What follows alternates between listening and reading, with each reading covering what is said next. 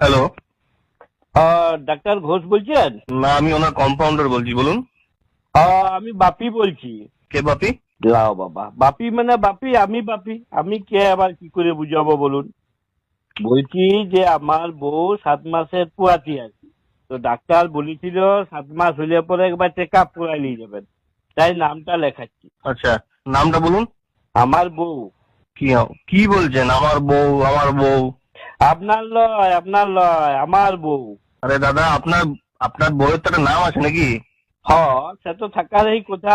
লেখুন, ঝুমা রানী, ঝুমা রানী রায়। বলি হুম। ঝুমা রানীকে একসঙ্গে লিখবেন। আরে বাবা, নাম লিখতে জানি। হ্যাঁ, সে তো বুঝলাম, কিন্তু জানেন তো আধার কার্ডে ঝু লিখেছে, তারপরে ফাঁক দিয়ে পরে মারানি।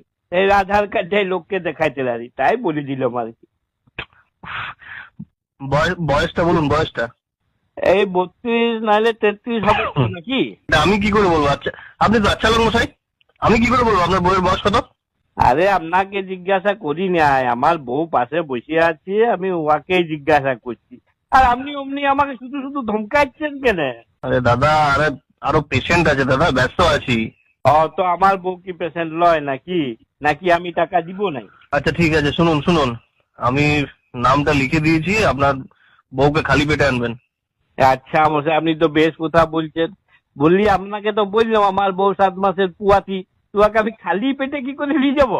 ও দাদা, আপনি কি কাজের সময় ইয়ার্কি মারছেন নাকি? হ্যাঁ, খালি পেট, খালি পেটে মানে কিছু না খেয়ে আসার কথা বলছি। কাল সকাল 8:30টায় চলে আসুন। দাদা কালকে হবে না, কালকে আমার একটুকু কাজ আছে, মাঠে ফাটে একটু খেতারও করতে হবে, আমি পরশু যাব। পরশু হবে না, পরশু ডাক্তারবাবু, পরশু থেকে 11 দিন থাকবেন না, বাইরে যাবেন। এটা কি রকম হইলো? বলি আমার বউ এখন পুয়াতি, আর ডাক্তার বাবু এখন বাইরে গেলে কি করে হবে? তাহলে আমার বউকে দেখবে কে?